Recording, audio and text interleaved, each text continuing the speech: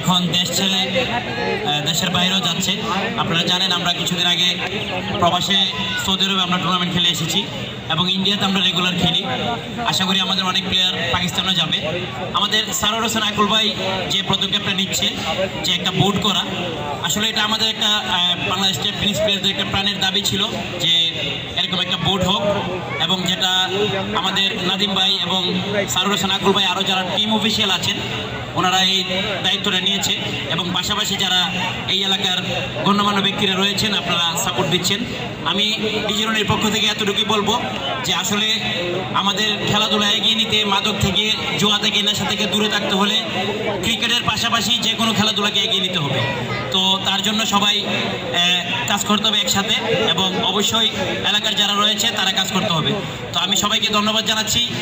আর সবসময় এই মাঠের জন্য আমি চাই বিপিএলটা আরও বড় করে হোক ইনশাল্লাহ, এবং এনসিএল হবে, বিসিএল হবে, এবং আমাদের যে টেনিসের যে লোগো উন্মোচন হচ্ছে আজকে থেকে একটা নতুন যাত্রায় আমরা যাচ্ছি। আপনারা আমাদের জন্য দোয়া করবেন, এবং আপনাদের দোয়া নিয়ে আমরা এগিয়ে যেতে চাই। অসংখ্য ধন্যবাদ আবারও সারোয়ার হোসেন আকুল ভাইকে এই সুযোগটা করে দেওয়ার জন্য, যে আপনি এই যে উদ্যোগটা নিয়েছেন নিঃসন্দেহে প্রশংসার দাবিদার। আসসালামু আলাইকুম।